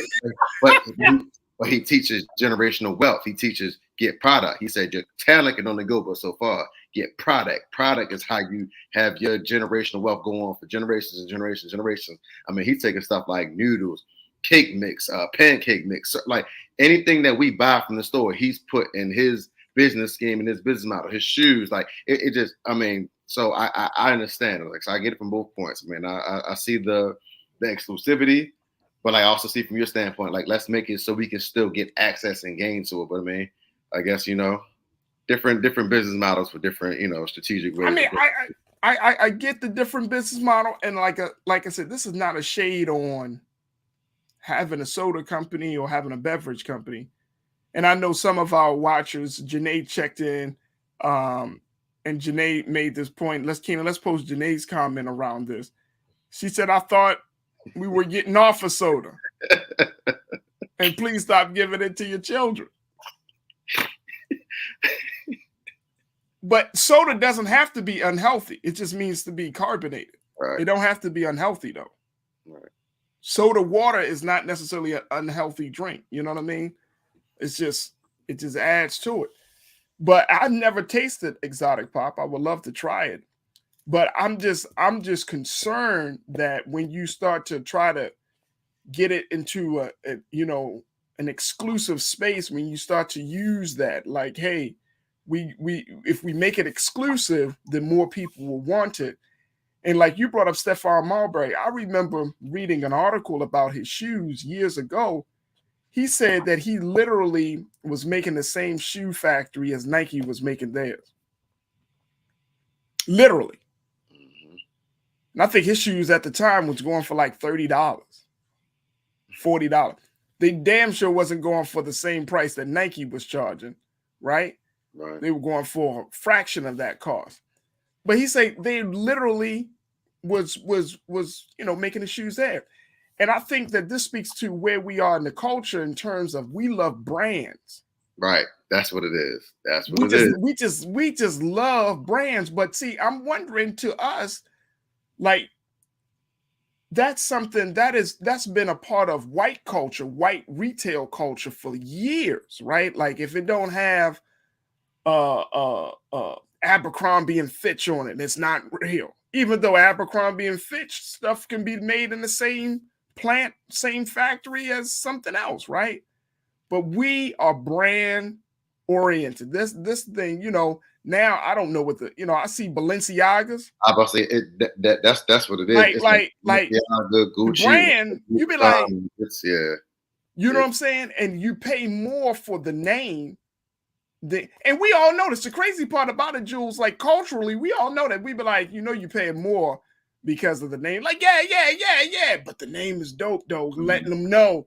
You know, we always kind of play it off like, yeah, we letting them know. Like, what are you letting them know that you going to spend a whole lot of money on a piece of clothing or on material things? You letting them know that you are materialistic? Oh, and I know some people, they probably watching and say, hey, man, like, it is what it is. But when you're talking about, we can't have a conversation about, you know, investing, money management, all of this stuff, and then we get caught up in the name of a brand. Right. And so that's the part about it. It's like, are we continuing that behavior? Are we continuing that part of the culture where it's like, no, I don't drink Sprite, I drink exotic pop? But that's what it's extended to. That's exactly what I'm saying. Yeah. Like the whole branding, exclusive thing. It Like, you're not up on this. Like, if you ain't up on this, you're not a good person. See, that's the psychology behind all of that is, if you buy this product will make you better because you purchased this product. That's the psychology, right? The psychology is this product will make who you are. And I'm questioning and I'm challenging that by saying, that's the same psychology that got us in a space that we're in today, where people see themselves bigger than the rest of us. Right. You know, and I don't know if that works for Black folks. Like, I don't know. We already got exclusivity. Look at, how we treat people with money, celebrities and, rappers and artists and entertainers and athletes. They get into us room, we don't see nobody else. And I find that to be a very, very, that's the ugly part of the culture. What's your take on that? So that's like, it's so funny you talk about that. So I'm going to bring to you like a couple points like that you were talking about. So one, about the exclusivity, and not even just talking about exotic pop, because like you, I definitely want to try. Like I was on the website, so I'm about to order my crypto coin because I want to try it. Yes, it's $50, but I want to try it. Like that's you say you want to try it, right? It's like, all right, I know the story, I know the background. Okay, I got it. I want to try it. They also have a soda on there, a cotton candy soda. I think it's DJ Screw's cotton candy soda. So I said, I'll try that. Yes, I know we're not supposed to be drinking soda, so we get away. But again, I'm that type of person. I'll try it.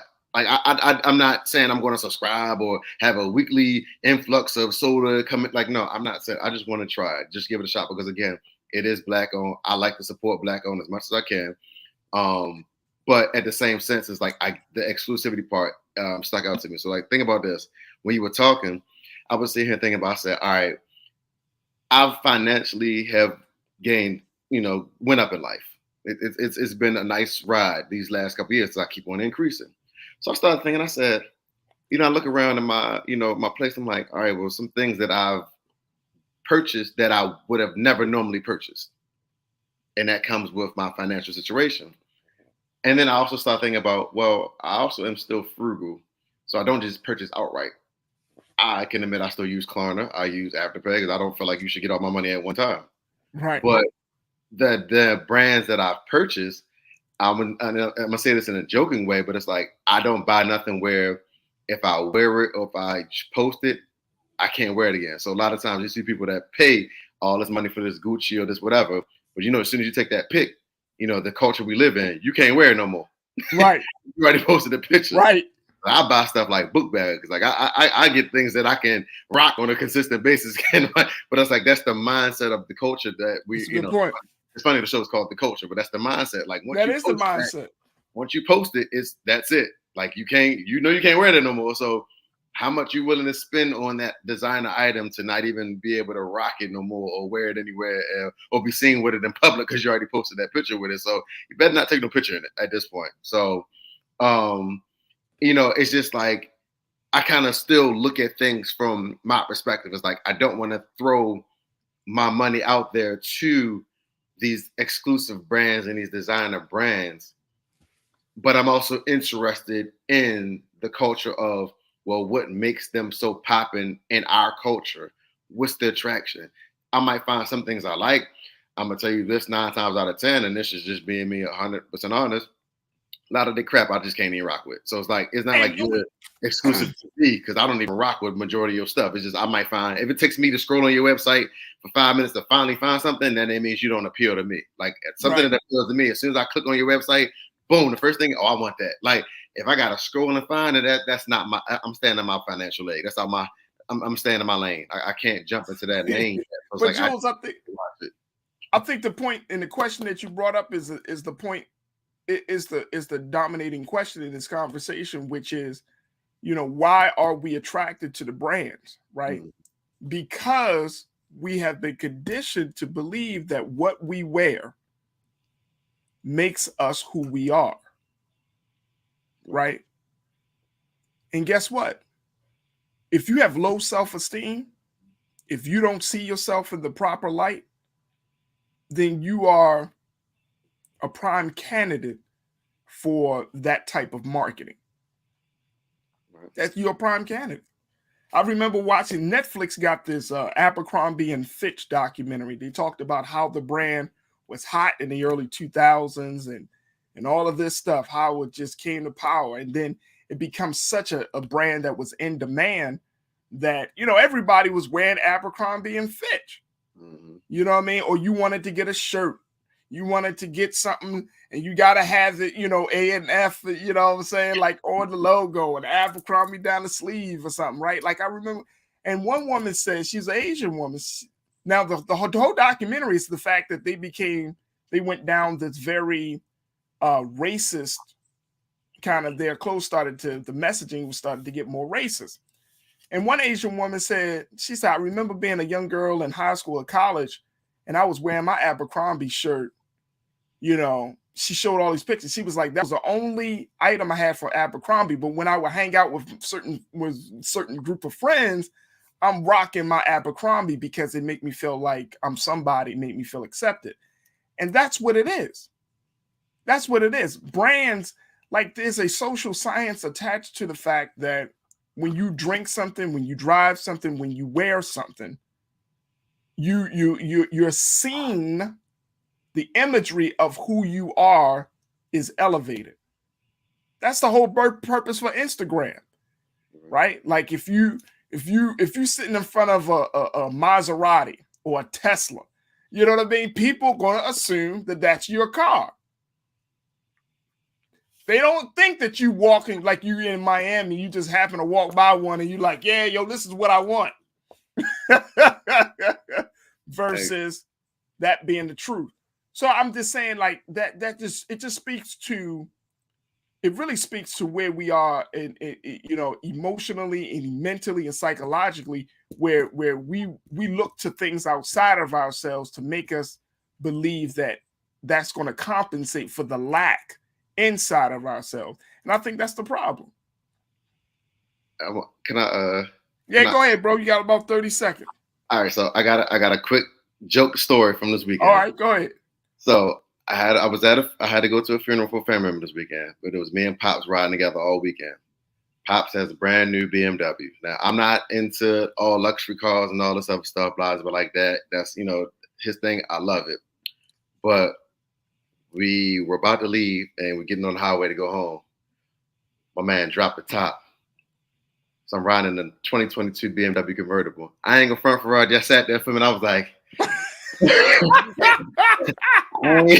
I ain't into, you know, money and stuff like that and exclusive and luxury cars, but this different. this feel good. Like you feel like money riding in that. That thing's pretty. Like and I'm like, look, I get it. I get it. I'm not for it personally, but I get it. I get it, man. I get it. No, I mean, that's natural, right? Because we all see ourselves, I think naturally, and as we close out this part of the conversation, I think it's natural for us to see ourselves as being great, as being somebody, right? Because especially if you grew up as a black boy, black girl, especially if you grew up from humble beginnings, you don't have to be black. You just grew up with nothing. By the time you get something, oh, you going all out, right? I mean, that's just the way it is. That's our culture. That's the American culture. That ain't just black culture. That's the American culture. The American culture says things make you who you are. Clothes make you who you are. You could be a terrible human being. You could be nasty to people. You may not give no money to the homeless. You know what I'm saying? You're not volunteering for no cause.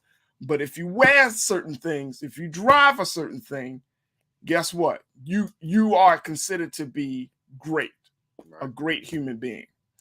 And I often push back on that. I'm very laid back. I'm very low key. You know what I'm saying? Like I don't need brands to define who I am. Brands are what I drink. Brands are what I eat. You know, and I mean, we take stuff to the next level. Like, you know, you might be like, hey man, I go to cheesecake. You be like, cheesecake, bruh, you ain't up on no, you know, no boo, man. You still eating that cheesecake? You be like, yeah, because the food because the food is still good. You know what I'm saying? Like, you know what I'm saying? Like, but that's how we are now. You know, it's like, man, like, oh, you ain't take it to the hottest new restaurant where you $75 a plate. Oh, you still paying $25. Oh, okay. You must not have no money. Right, you like, nah, I just wanted some cheesecake, bro. What I like, exactly. That's what I like. I like what I like. Right. So, I mean, I don't know if it's a gift or a curse for us to create exclusive brands. I don't know. I think that that's something that we still need to determine. And I'm going to reach out to Exotic Pop to see if we can get, Charleston Wilson on and let's talk about this a little bit more. I mean, I'm not trying to trash his business model. I'm just wondering. I'm just really thinking, as Arsenio Hall said, things that make you go, just like, is this good for the culture?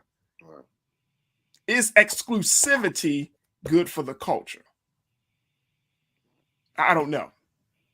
I don't know, bro. So we will have to see. All right, Jules, that's going to do it for us, bro. I appreciate you. You'll be holding it down on Monday, so I appreciate you. Thank you so much for being on the show. And how can folks get more information about who you are, what you're doing, how they can follow you on social media? Everything is at Mr. So it's Mr. spelled out MisterJulzP. It's Mr. Jules P. Instagram, Twitter, Facebook, Jules Prescott. It's literally, I just try to be that. I'm a sports head. I love music. I love activism. So I just kind of share what's going on. I mean, that's just me. I just love the culture and I also support everybody. Like, I'm one of those people. If you got something going on, I'm going to post it. Like, I like to see people doing good in life. So that's just my natural way of spreading the message of positivity, whether it's locally, domestically, or internationally. I got you. There it is. There it is. Jules P, Mr. Jules P on on Instagram. Look at Keenan, always does that to people, man. He just pops up with your stuff. King Keenan, man, always doing something great. All right, Jules, we appreciate you, brother, and certainly thank you for your insight and your analysis today. And most importantly, we thank you for being so good for the culture. I appreciate y'all for having me, man. Absolutely. Talk to you, God willing, next week, bro. Yes, sir. Folks, that's going to do it for me, too. I appreciate all of you. Oh, my gosh. Y'all don't know how much I appreciate y'all. I thank y'all so much for tuning in each and every day. Kicking off the week on a very, very strong note, we want to thank Dr. Gerald Horn, our very special guest and our foreign policy expert. As always, make sure y'all check him out. But, folks, if you love what you've been hearing, and I know we got a number of new voices in the chat, make sure y'all go to blackstarnetwork.com. Show your support for the work that we're doing here each and every day, Black-owned media like never before. Make sure y'all check us out at blackstarnetwork.com. You can give to continue to support us financially, or you say, I don't have the money right now for Farajii, but I do want to support. How can I do that? Share all of the notifications, share all of the programs, and as you get those notifications on social media, make sure that you let people know. And you can download the Black Star Network app for free on all of your devices, including your phone and your TV, your laptop, your iPad, everywhere. We're just everywhere. But more importantly, let people know that Black-owned media is here, and we're here to stay, especially for Black Star Network. All right, folks, stay tuned. Up next at the 6 o'clock Eastern Standard Time is my big brother, Roland Martin with Roland Martin Unfiltered. So you could definitely check him out. You know he got the great conversations, the powerhouse panelists, and so much more. So make sure y'all check him out at Roland Martin Unfiltered, along with some of the other shows. A Balanced Life has dropped. If you haven't missed this past Friday, the Black Table with Dr. Greg Carr, check that out. Get Wealthy with Deborah Owens. Man, we got fantastic programs here. Make sure y'all all check them out. All right, as always, that's going to do it for B, but never be afraid to challenge what's wrong. Stand for what's right while being yourself in the process. God willing, we'll talk tomorrow for another exciting edition of The Culture right here on the Black Star Network. Talk to you tomorrow. Peace.